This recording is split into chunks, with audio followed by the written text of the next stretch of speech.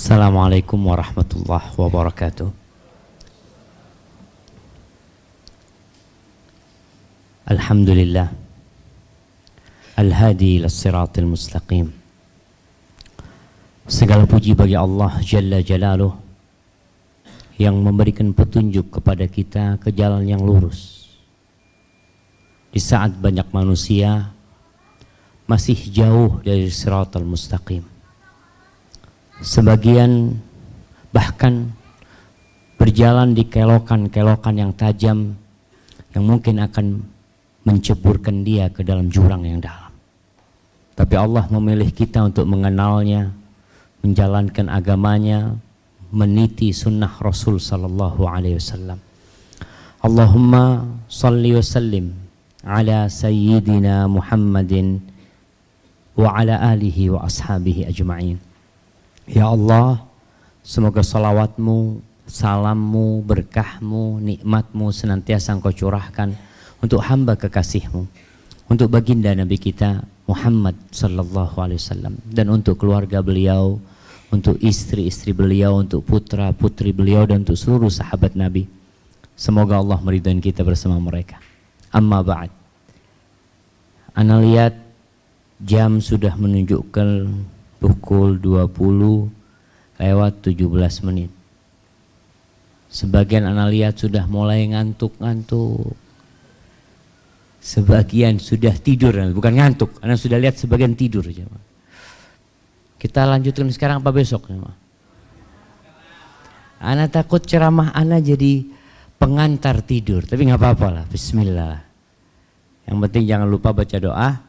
Bismikallahumma amutu wa ahya. Taib, tadi nasihat Ustaz Arifin sudah jelas. Jangan ngundang Ustaz Syafi. Soalnya tadi ada jamaah ketemu di luar. Ustaz, anak kepingin ngundang Ustaz.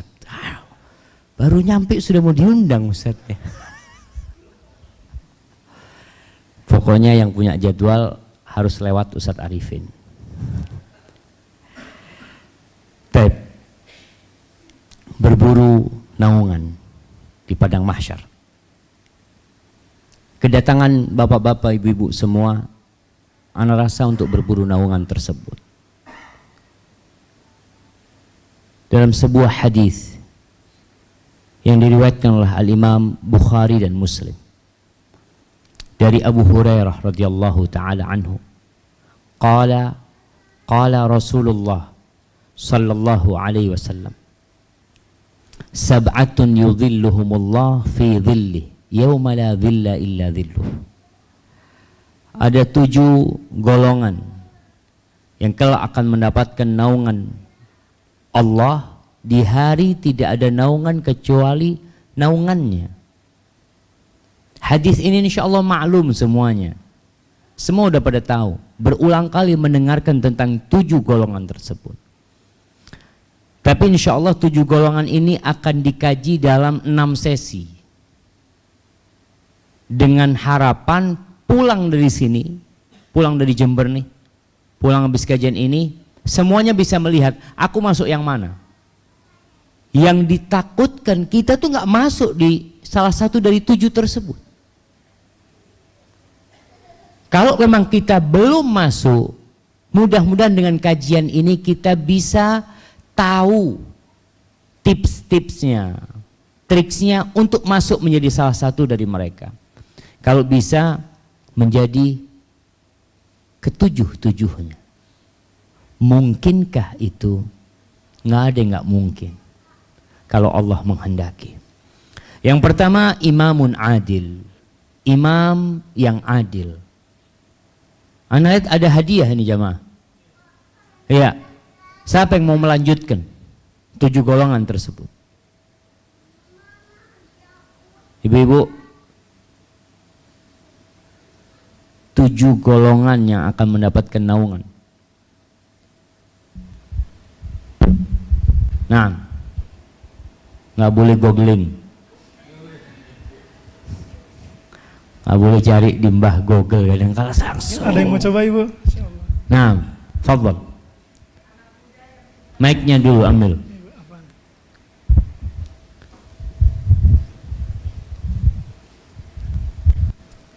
Assalamualaikum Ustaz. Waalaikumsalam warahmatullahi wabarakatuh. Nggak 7 nggak apa-apa ya Ustaz? Kok nggak 7? Baik, hadiahnya separuh nanti kalau jawab. Anak muda yang selalu cinta akan masjid. Jadi kalau orang tua cinta masjid nggak masuk? Anak muda Ustaz. Anak muda yang tumbuh besar dalam kondisi beribadah kepada Allah, itu anak muda. Ya. Yang ketiga, lelaki yang hatinya bergantung di masjid. Baik, yang keempat. Apa namanya ini? Seorang laki-laki yang diajak berzina tapi menolak. Kenapa? Karena perempuannya jelek. karena takut kepada Allah Ustaz.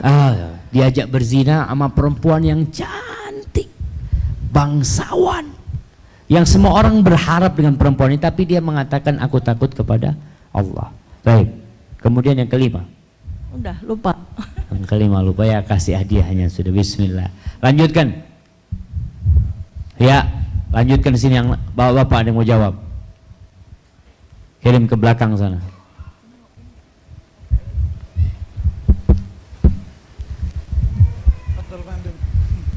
Bismillah. Orang yang bersedekah dengan secara sembunyi-sembunyi sampai tangan kirinya tidak tahu apa tidak yang tahu. disedekahkan. Nah, kemudian yang bermohon bersedekah di sepertiga malam sampai dia menangis. Yang mengingat Allah sendirian, kemudian dia malam, meneteskan air matanya. Kurang satu lagi. Kurang satu. Iya, tadi baru 4 ternyata. Tadi 5, 4. Tadi yang disebutkan Ustadz Arifin. 2 orang yang saling mencintai. Oh, 2 orang yang saling mencintai karena Allah. Siap, barakallahu fikum. Kenapa? Enggak pakai ini aja. Jazakallah khair, syukur. Jadi semua udah tahu. Malam ini ana dikasih pembahasan nomor 1 dan 2. Semoga waktunya cukup. Berbincang tentang imam yang adil. Siapa sih yang disebut imam yang adil? Yang pertama, imam yang adil adalah imam yang mengikuti perintah Allah, meletakkan segala sesuatu di tempatnya tanpa berlebih-lebihan dan tanpa meremehkan. Dia adil di dirinya dan adil dalam hukumnya kepada manusia. Allah berfirman di surat Al-Hajj ayat 41. Surah Al-Hajj ayat 41, dibuka Qur'annya. HP-nya ada Qur'annya insyaallah. Terus dibaca. Ajidin baca. Kasihkan Ajidin mic-nya. Al-Hajj ayat 41.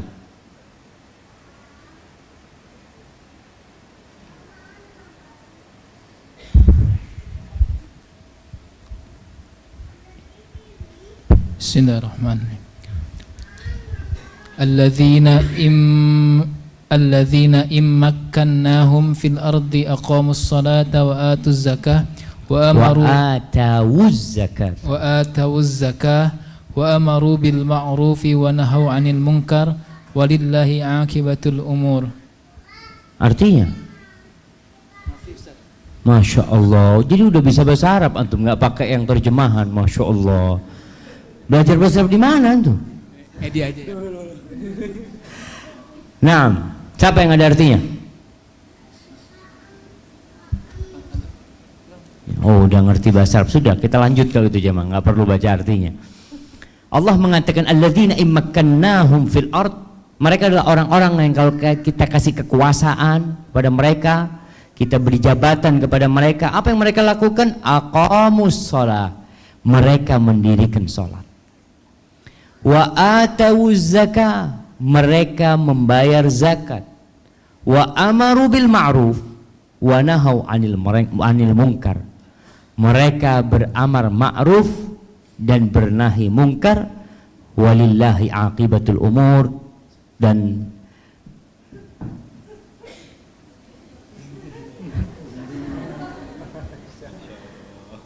nah, اشتريت هذا خلي أم إيدي يفتح، أم إيدي يفتح لك، افتح أم إيدي. Nah, baik. Dan ending segala sesuatu itu milik Allah Subhanahu wa taala. Baik. Yang dimaksud dengan imam yang adil adalah pemimpin terbesar umat Islam. Imamul muslimin, amirul mu'minin. Itu maksud imam yang adil. Yang lainnya nanti nyusul. Tapi makna yang pertama buat al-imam al-adil adalah imam yang memang Allah kasih kedudukan untuk mengatur umat Islam secara umum. Dan imam yang adil ini bertanggung jawab di hadapan Allah. Kalau di Indonesia presiden bertanggung jawab di hadapan siapa? Di hadapan siapa? Presiden bisa dimakzulkan umpamanya. Siapa yang memakzulkan? DPR. Dia harus bertanggung jawab ke sana. Tapi imam yang adil dalam pandangan Islam bertanggung jawab di hadapan Allah tentang apa yang dia lakukan dalam urusan dunia, dalam urusan agama. Karena pada sejatinya pemimpin itu diangkat untuk ngurusin urusan dunia dan untuk menjaga agama. Jadi kalau bicara politik dalam Islam itu ada politik dalam Islam. Namanya as-siyasah asy-syar'iyyah. Politik sesuai dengan syariat. Dalam sebuah hadis Rasul sallallahu alaihi wasallam mengatakan ahlul jannah thalath. Penghuni surga itu 3. Sultanun muqsit, sultan, penguasa yang adil, yang pertama. Yang kedua, warajulun rahimul qalbi bi kulli dhi qurba muslim. Dan seorang yang hatinya pengasih dengan setiap kerabatnya dan dengan setiap muslim. Ada orang yang Masya Allah, pengasih banget dia. Kenal nggak kenal dia berusaha untuk berbagi kasih. Yang ketiga, warajulun ghaniyun afifun mutasaddiq. Yang ketiga, orang kaya yang menjaga kehormatannya, dia nggak ambisi dengan dunia ini dan rajin sedekah. Penghuni surga ada berapa?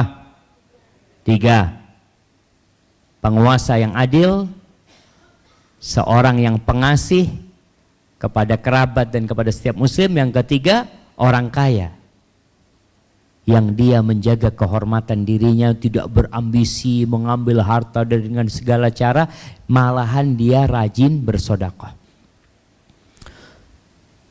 Dan pemimpin yang adil itu bertanggung jawab tentang rakyatnya juga, bukan hanya tentang hukum-hukum yang dia telah jalankan, tapi bagaimana dia bersikap kepada rakyatnya.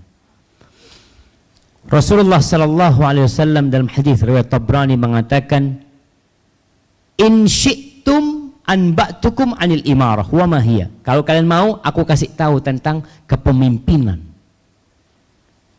Sekarang tuh orang berebut untuk jadi pemimpin. Mulai jadi kepala desa sampai menjadi kepala negara, mereka berebut. Nabi SAW mengatakan, kalian ingin tahu apa sih hakikat dari kepemimpinan? Lalu beliau mengatakan, awwaluha malamah. Awal kepemimpinan itu celaan. Orang sudah menjadi pemimpin tercela sudah. Awal kalau orang sudah ambisi ke sana, itu sudah celaan. Wathaniha nadamah. Dan yang keduanya penyesalan dia nanti. Menyesal jadi pemimpin. Kenapa aku jadi pemimpin? Di dunia aja banyak orang stres jamaah kalau nggak jadi. Biasanya selesai caleg, pemilihan caleg itu, calon legislatif, biasanya banyak orang stres atau pura-pura stres. Biasanya ahli ruqyah rame. Ya. Awalnya celaan, keduanya penyesalan, yang ketiganya azabun yaumal qiyamah. Azab pada hari kiamat. Itu kepemimpinan. Illa man adal, kecuali penguasa yang adil. Masih mau berburu jadi pemimpin. Tapi memang ambisi yang paling menakutkan, yang kata Nabi SAW, ambisi ini lebih merusak agama seseorang daripada 2 ekor serigala yang kelaparan yang dikirim ke kandang kambing. Ambisi itu adalah hirs alal mal wa ala syaraf. Ambisi kepada harta dan kepada kedudukan. Rusak agama seseorang itu. Itu kata Nabi SAW. Maka suatu hari Umar bin Khattab, Umar jadi khalifah. Pikirnya antum Umar bahagia jadi khalifah. Pada suatu hari dia itu sedang ngobatin onta sodakoh. Onta sodakoh itu, onta itu kadang-kadang punya penyakit kayak gatal-gatal di kulitnya. Umar itu sedang ngobatin onta itu, dia ngomong sama onta ini. Dia mengatakan, inni akhafu an us'ala anka yaumal qiyamah. Aku takut nanti pada hari kiamat ditanya tentang engkau. Kenapa ontanya sakit nggak diobatin? Allahu Akbar jamaah.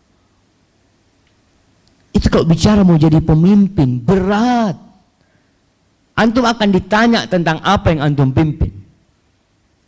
Al-Hafidh Ibn Rajab dalam kitabnya Fathul Bari ketika dia mensyarah hadis ini, dia mengatakan imam yang adil ini aqrabun nas minallah yaumal qiyamah. Dia orang yang paling dekat dengan Allah pada hari kiamat. Pemimpin yang adil. Wa huwa ala mimbarin min nur ala yaminir rahman. Dia akan berada di atas mimbar dari cahaya di sebelah kanan Ar-Rahman. Kenapa Allah berikan itu? Kedudukan yang begitu tinggi buat imam yang adil ini. Kata Ibn Rajab mengatakan, وَذَلِكَ جَزَاءً لِمُخَالَفَتِهِ الْهَوَى. Itu balasan karena dia menyelisihi hawa nafsunya. Itu balasan karena dia sabar ketika menjalankan apa yang sebenarnya syahwat dia, ambisi dia, amarah dia, emosi dia, mendorong dia untuk melakukan kezaliman. Padahal dia mampu melakukan itu. Tapi dia berusaha menjaga dirinya. Enggak. Ana mau adil. Antum bisa lihat sekarang ini, berapa banyak pejabat atau kepala daerah yang ada di penjara KPK. Berapa banyak jamaah. Mereka itu punya kekuasaan. Mereka bisa mengatakan yang salah benar, yang benar salah. Tapi kalau dia adil, adil di dirinya dalam hukumnya, maka Allah berikan balasan yang besar sekali. Bahkan Nabi SAW ketika menyebutkan 7 golongan, yang pertama imam adil. Nggak mudah jadi imam adil. Kemudian disebutkan, fa innal imam al-adil da'athu dunya kulluha ila nafsiha.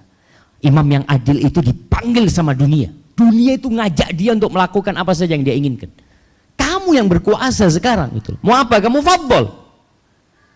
Tapi imam yang adil mengatakan, inni akhafullah rabbal alamin. Aku takut sama Allah. Bukan memanfaatkan kekuasaannya untuk memperkaya dirinya, untuk mempersenang kelompoknya, atau apa yang kita tahu di dunia politik sekarang ini. Maka dikatakan wahada anfa'ul khalqi li'ibadillah. Barakallahu fikum. Ini imam yang adil ini adalah makhluk yang paling bermanfaat buat hamba-hamba Allah. Kalau imamnya benar, insya Allah rakyatnya benar. Tapi imam itu asalnya juga dari rakyat. Bahkan dalam sebuah hadis dikatakan imam itu adalah zillullah fil ard. Naungan Allah di bumi itu penguasa yang adil.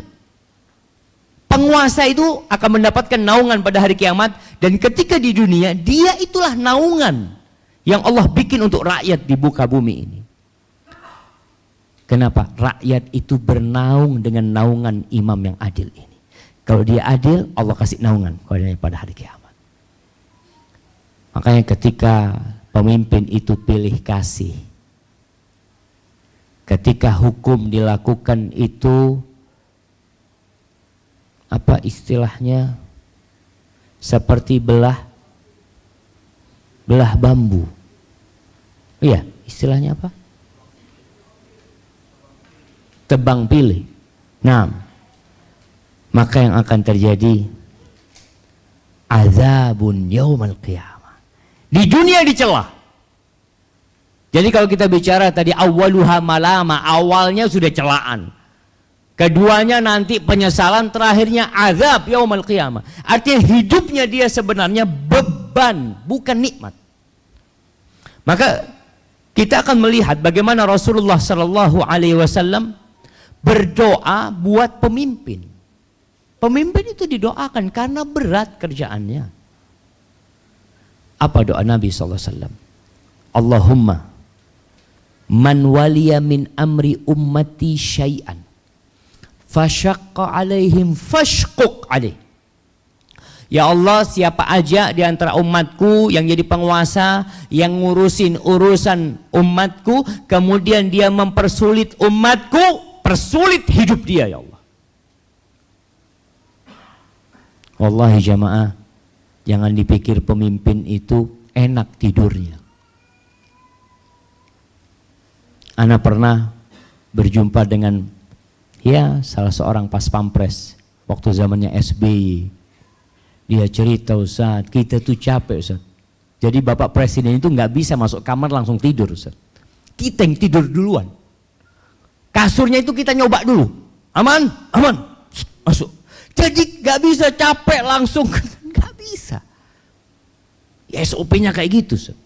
Mau makan kadang-kala kita nyoba duluan makanan. Kalau ada racun kita mati duluan. Itu hidupnya seperti itu. Maka Nabi mendoakan. Tapi doa yang kedua, wa man waliya min amri ummati syai'an. Barang siapa yang mengurusin urusan umatku, apa saja yang dia urusi, farafaqa bihim, kemudian dia berlemah lembut dengan mereka, memudahkan urusan mereka, farfuq bihi. Ya Allah, Engkau permudah urusannya. Ini imam, Engkau berlemah lembutlah dengan dia ya Allah. Hadis rawahu Muslim. Doa imam yang adil itu mustajab. Dalam hadis riwayat Baihaqi, Rasulullah sallallahu alaihi wasallam mengatakan salasatun la yaruddullah du'aahum. Ada 3 orang yang Allah tidak bakalan menolak doa mereka. Yang pertama, adz-dzakirullaha katsiran, yang banyak berzikir kepada Allah, doanya mustajab. Yang kedua, wal mazlum, orang yang dizalimi, mustajab doanya. Yang ketiga, wal imamul muqsit, dan pemimpin yang adil. Rawahul Baihaqi wa hasanahul Albani.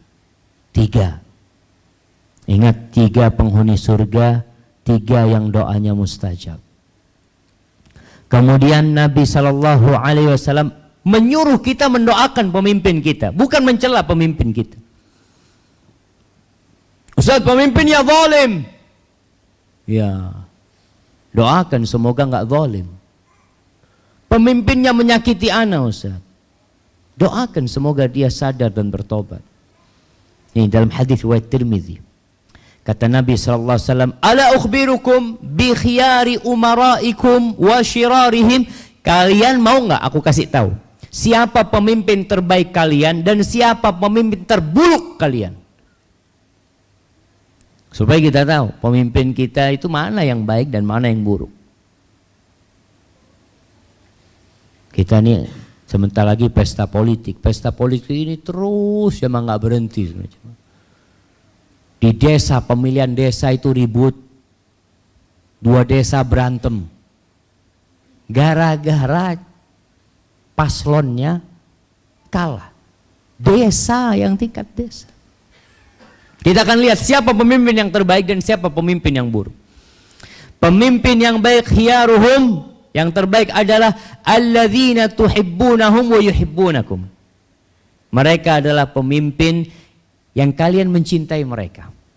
dan mereka mencintai kalian. Wa tad'una lahum wa yad'una lakum. Pemimpin itu kalian mendoakan mereka dan pemimpin mendoakan kalian. Ada enggak suasana seperti ini? Rakyat mendoakan pemimpinnya, pemimpinnya mendoakan rakyatnya. Dan yang buruk, pemimpin yang buruk yaitu yang kalian benci sama mereka. Dan pemimpinnya juga benci sama kalian. Kalian pikir cuma kalian yang benci? Sama, mereka nggak suka juga sama kalian. Itu yang buruk. Wa tal'anunahum wa yal'anunakum. Kalian melaknat mereka, pemimpin sama juga melaknat kalian. Jadi benar-benar tidak kondusif kondisi negara tatkala pemimpin benci sama rakyatnya, rakyat benci sama pemimpinnya. Ana masih ingat ketika Muammar Gaddafi diwawancarai. Dia diwawancarai, ini sudah terjadi pemberontakan di Libya. Apa kata Muammar Gaddafi? Ditanya sama wartawati, engkau nggak ngelihat mereka itu udah berontak sama engkau? Engkau kenapa nggak turun aja? Kata dia. Oh, my people, they love me, kata dia. Oke, gimana yang dibilang cinta? Tapi ternyata memang sekarang orang-orang Libya berharap Muammar Gaddafi kembali. Allahu Akbar. Maka ingat, pemimpin yang terbaik yang kita doakan dia. Dan dia doakan kita. Antum pernah nggak doakan pemimpin kita? Bupati aja nggak pernah antum doain. Gubernur doain. Jamaah. Saat tetangga nggak pernah doain. Kok mau doain gubernur? Inilah kekurangan kita jamaah. Kemudian jamaah itu penguasa yang adil. Masuk dalam hadis ini, imam yang adil itu siapa saja yang mengurusin urusan umat Islam. Baik itu pemimpin di rumah tangga, seorang ayah yang adil, atau bos perusahaan, atau apa saja yang dia urusin, maka masuk ke dalam hadis tadi yang kita sebutkan, imam yang adil. Walaupun jelasnya manfaatnya nggak samalah dengan imam yang pertama, mungkin naungannya pun akan berbeda. Sampai siapapun yang mengadili sesuatu, memutuskan hukum, kemudian dia berlaku adil, hakim umpamanya, atau kita melihat orang bertikai lalu kita masuk menjadi mediator dan kita berlaku adil, insya Allah masuk dalam hadis yang tadi.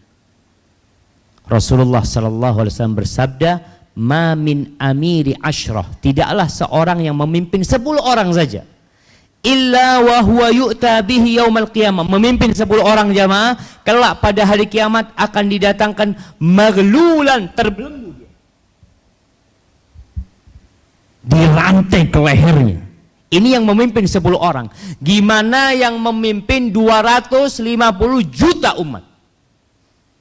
Dibelenggu, dirantai dia, dibawa diseret, hatta yafukkahul adlu au yubiquhul jur. Tinggal tergantung. Yang bisa membuka belenggunya itu keadilan dia, atau yang akan memasukkan ke neraka adalah kezaliman dia. Itu yang memimpin 10 orang. Artinya siapapun yang memimpin, orang tua di rumah, maka tolonglah bapak itu berlaku adil sama anaknya, adil sama anaknya, supaya masuk ke sini. Ada ibu yang akhirnya kalau malam hari, nih nasihat seorang ustadz, malam hari itu anaknya diciumin semua. Jangan cuma yang dia cintain yang dia ciumin. Ketika berbagi sama anaknya, samakan anak-anaknya. Karena Rasul Shallallahu Alaihi Wasallam pernah diminta untuk menjadi saksi. Ini ada wanita jamaah, wanita itu yang pembuka pintu kebaikan, penutup pintu kejahatan. Suatu hari Bashir itu ingin menghadiahkan seorang budak kepada anaknya Nu'man. Apa kata istrinya? Enggak, aku enggak mau, kata istrinya. Engkau cuma kasih anakmu yang satu, yang lainnya enggak dikasih. Kalau engkau maksa mau ngasih dia, tolong Nabi jadikan saksi sallallahu alaihi wasallam. Berangkat nih. Nabi SAW bawa anaknya, ingin mempersaksikan kalau aku menghibahkan budak kepada Nu'man. Apa kata Nabi SAW? Akulla waladika nahalta? Semua anakmu kamu kasih? Enggak Nabi, cuma dia. Ashhid alaihi ghairi. Engkau jangan jadikan aku saksi, cari orang lain jadi saksi. Aku enggak mau jadi saksi atas sebuah kezaliman. Maka orang tua hati-hati. Kalau ngasih anaknya harus sama. Kalau mungkin dia kecil beda umpamanya. Enggak Ustaz, Anda belikan anak-anak motor Ustaz, karena dia memang pakai motor sekolah. Yang ini kan belum pakai motor. Tapi ketika anak itu besar pun berusaha kita untuk memberikannya. Apa sifat imam yang adil? Yang pertama, keadilannya itu meliputi semua rakyat. Bukan hanya untuk, kalau di negeri kita bukan hanya untuk partainya. Bukan hanya untuk keluarganya. Bukan hanya untuk etnisnya, sukunya. Lah. Karena terjadi di beberapa daerah, imamnya itu, penguasanya itu, umpamanya di sebuah daerah, di situ ada etnis lain. Biasanya terjadi diskriminasi buat etnis lain. Berarti dia belum adil. Allah itu mengatakan kepada Nabi Daud alaihissalam di surat Shad ayat 26. Allah mengatakan, ya Daud, inna ja'alnaka khalifatan fil ard. Daud, kami menjadikan kamu khalifah di muka bumi ini. Kita tahu jamaah, Bani Israel ini mengalami fase-fase yang cukup bergejolak. Dari Mesir, kemudian menyeberang sampai ke Palestina, 40 tahun dihukum, nggak bisa masuk Palestina, nggak bisa masuk Yerusalem. Kemudian setelah itu ada masa raja-raja di Bani Israel. Salah satu rajanya adalah Nabi Daud alaihissalam. Makanya dalam Islam itu kepemimpinan itu tidak ada batas waktunya. Jadi kalau demokrasi berapa tahun? Demokrasi juga macam-macam ya.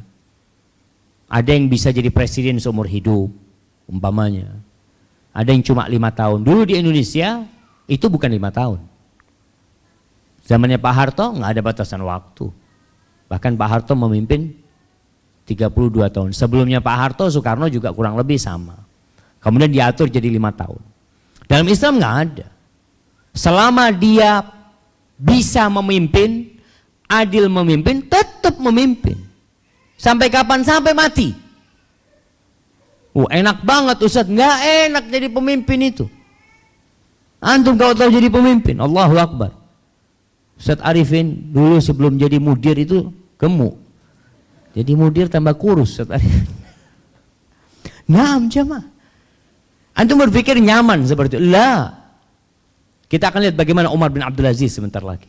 Ketika dia jadi pemimpin. Dia tahu, dia merasakan hadis Nabi SAW. Awal kepemimpinan itu celaan. Yang keduanya adalah penyesalan. Terakhirnya azab yaumul qiyamah.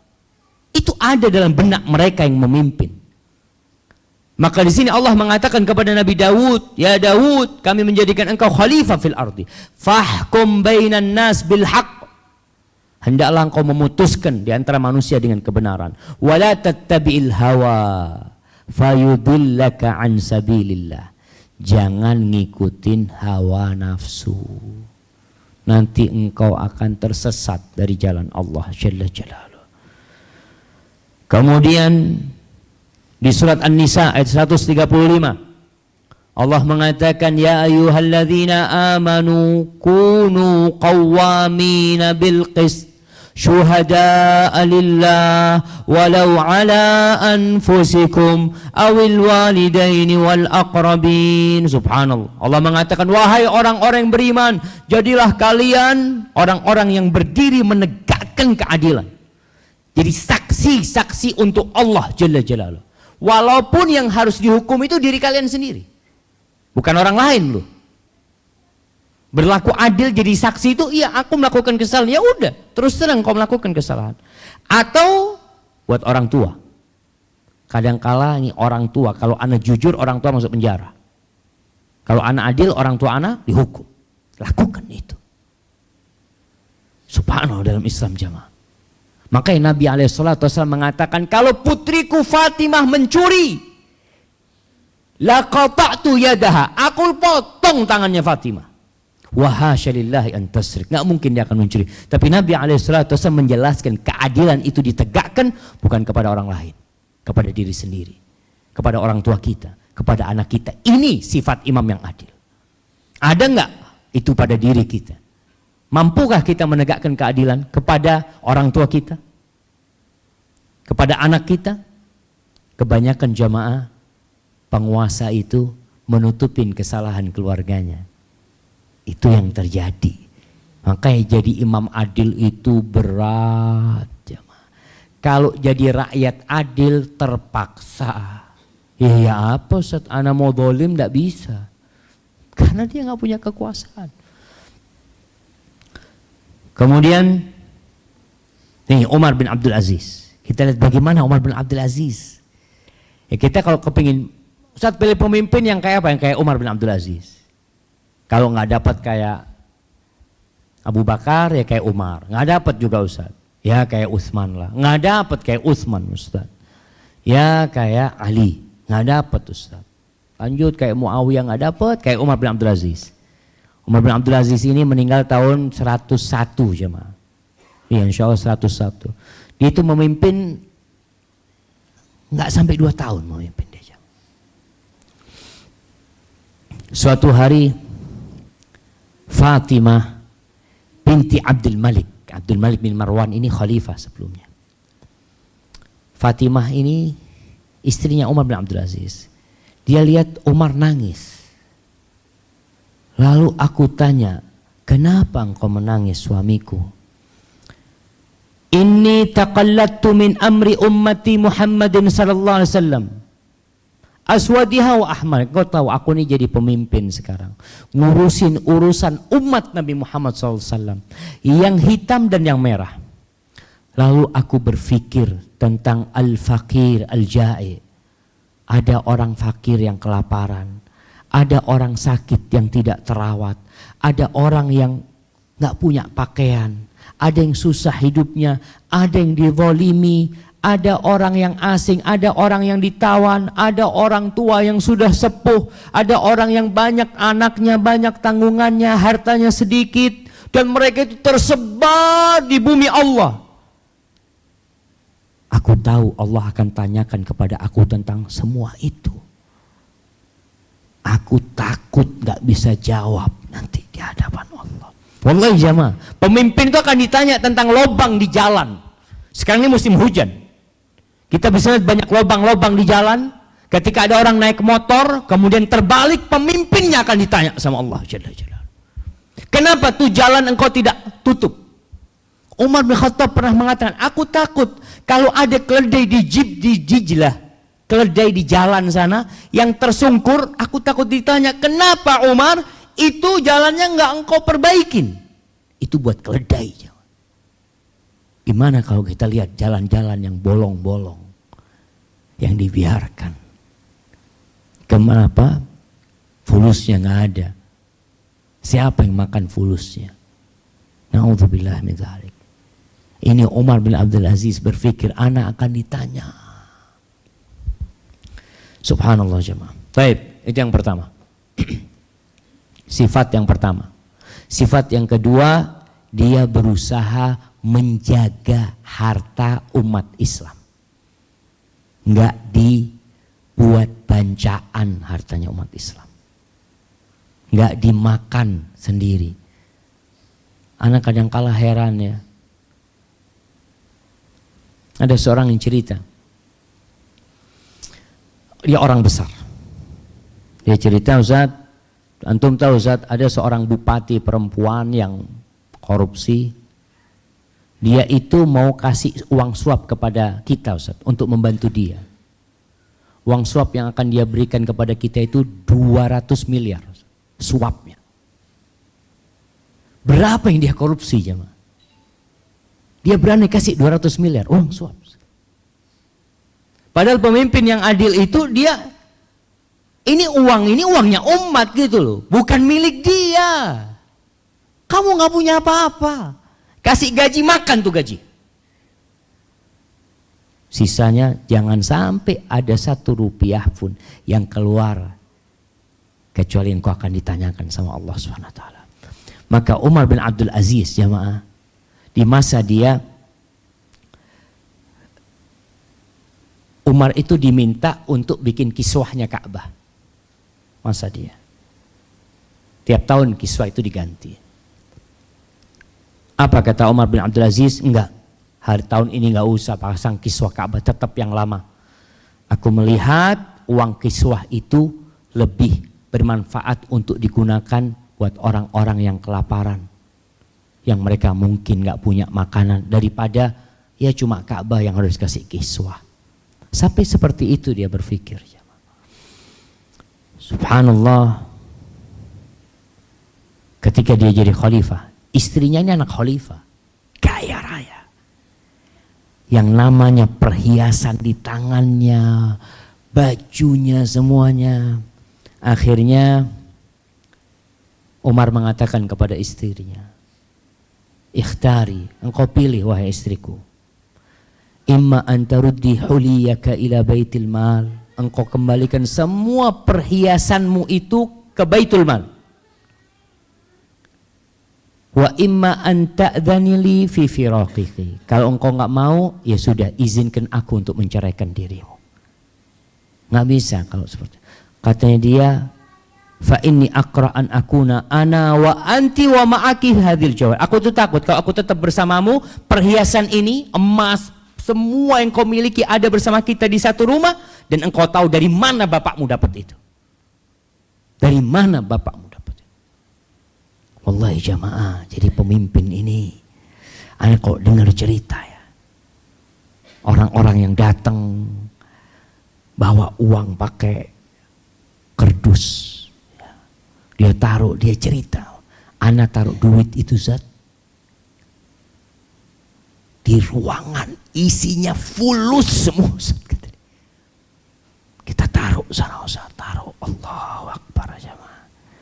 Mau dibawa kemana duit itu jamaah?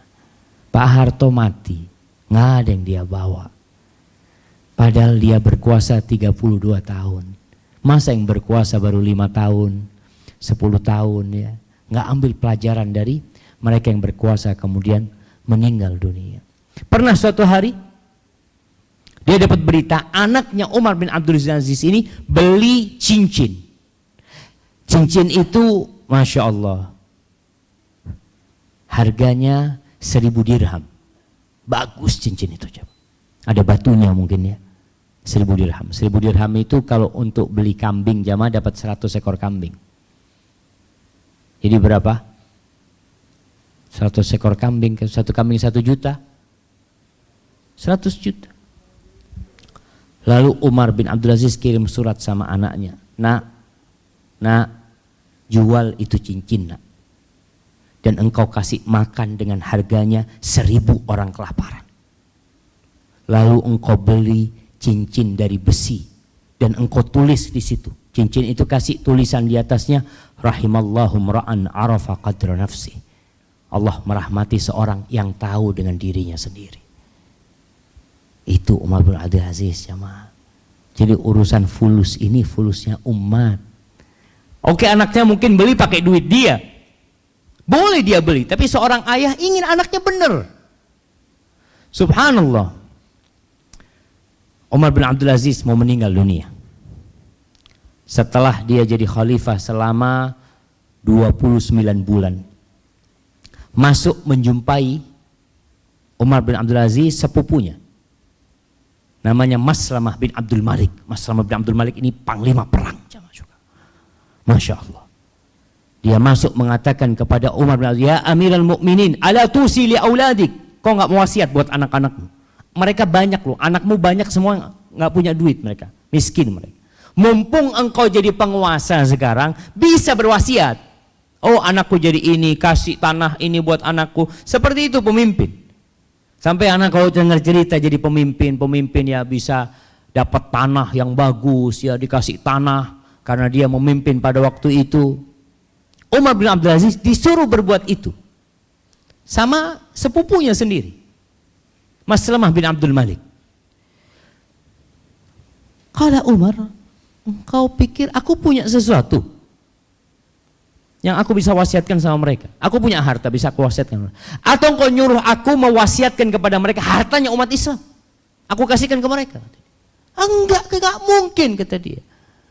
Maka dikumpulin anaknya oleh Umar bin Abdul Aziz, ngomong sama anaknya Umar bin Abdul Aziz, nah engkau pilihannya dua, bapak kasih harta sama kalian, kemudian kalian biarkan bapakmu masuk neraka, atau kalian milih bapakmu masuk surga. Wallahi Umar bin Abdul Aziz mengatakan kepada Maslamah bin Abdul Malik dan kepada orang-orang dekat dia, inna waliyallahu alladhi nazzala alkitab wa huwa yatawalla salihin.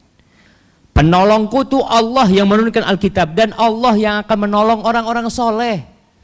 Kalau anak-anakku soleh, Allah yang akan ngurusin urusan mereka. Dan betul jemaah, nih kalau bapak itu soleh, jangan takut sama masa depan anaknya.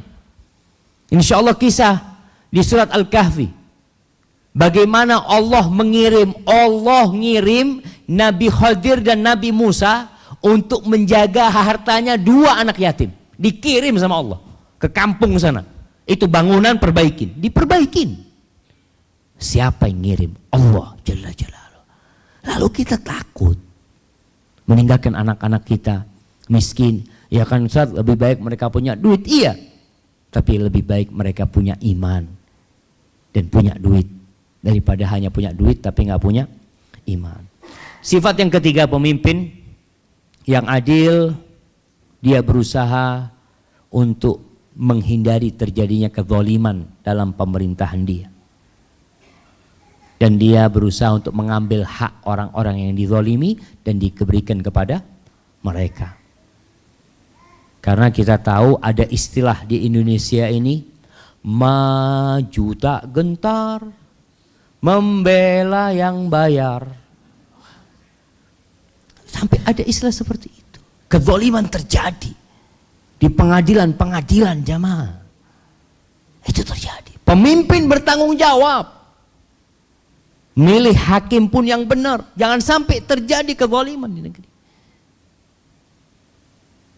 Abu Bakar radhiyallahu taala anhu ketika dia jadi khalifah, dia berceramah. Awal ceramah Abu Bakar Siddiq, dia mengatakan, amma ba'd ayuhan nas fa inni qad wullitu alaikum walastu bi khairikum. Nih tawaduknya Abu Bakar. Wahai manusia, aku nih jadikan pemimpin dan aku bukan yang terbaik di antara kalian. Padahal beliau yang terbaik di antara kita setelah Nabi Muhammad SAW. Lalu beliau mengatakan, fa in ahsantu fa'inuni. Kalau aku berbuat baik, tolong aku loh. Kalau aku melakukan kebaikan, tolong aku. Jangan dibiarin. Wa in asa'tu faqawwimuni. Kalau aku berbuat salah, jangan dibiarin juga. Luruskan.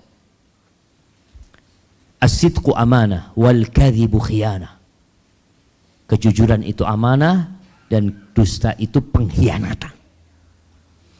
Wadha'ifu fikum qawiyyun indi. Kata Abu Bakar, orang yang lemah di antara kalian buat aku kuat dia itu. Sampai kapan? Hatta arji alaihi haqqahu insyaallah. Sampai aku bisa mengembalikan haknya dia.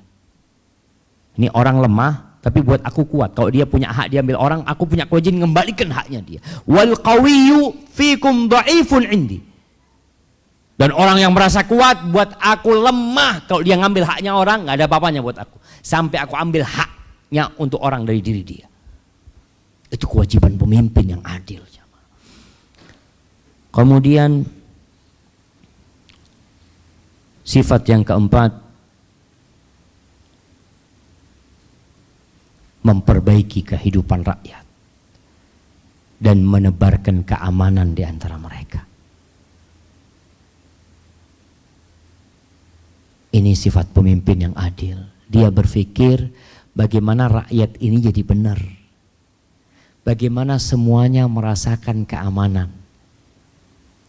Al-Imam Ahmad bin Hanbal mengatakan, "Lau kanat li da'watun mustajabah la ja'altuha li sultan." Kalau aku punya doa yang mustajab, aku akan jadikan untuk penguasa.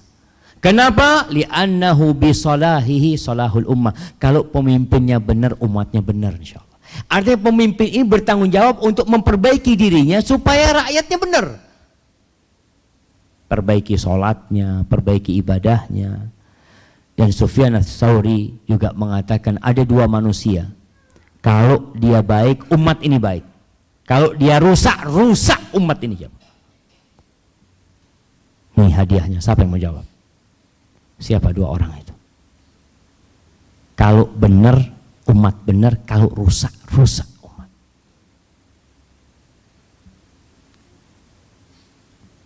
Jemaah, udah terakhir nih kita nih. Antum bisa tidur bentar lagi. Siapa dua kelompok tersebut? Yang kalau benar, umat benar. Yang kalau rusak, umat rusak.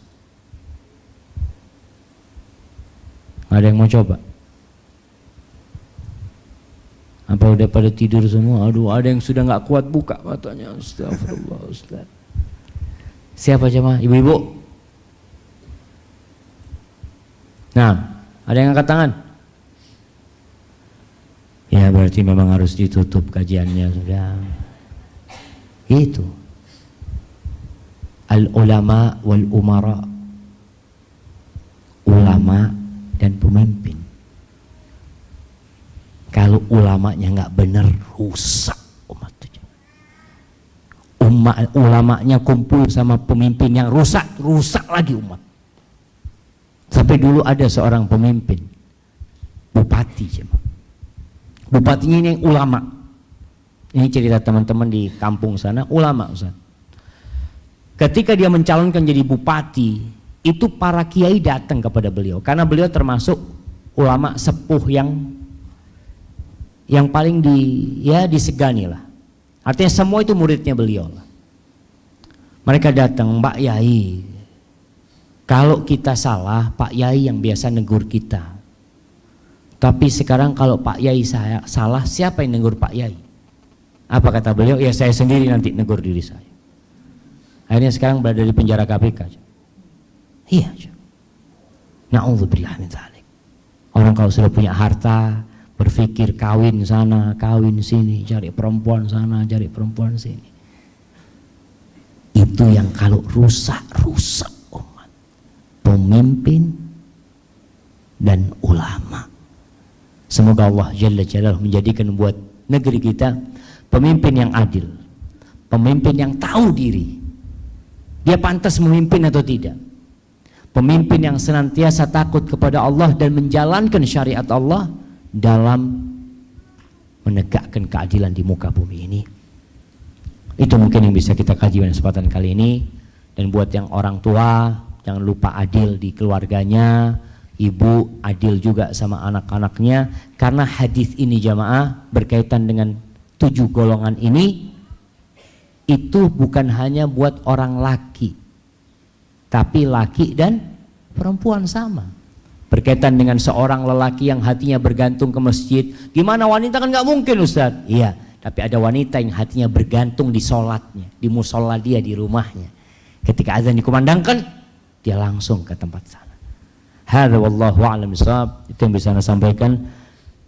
Kalau ada yang salah itu dari diri anda pribadi, Allah dan Rasul terbebaskan dari kesalahan. Itu serahkan kepada Ustadz Edi.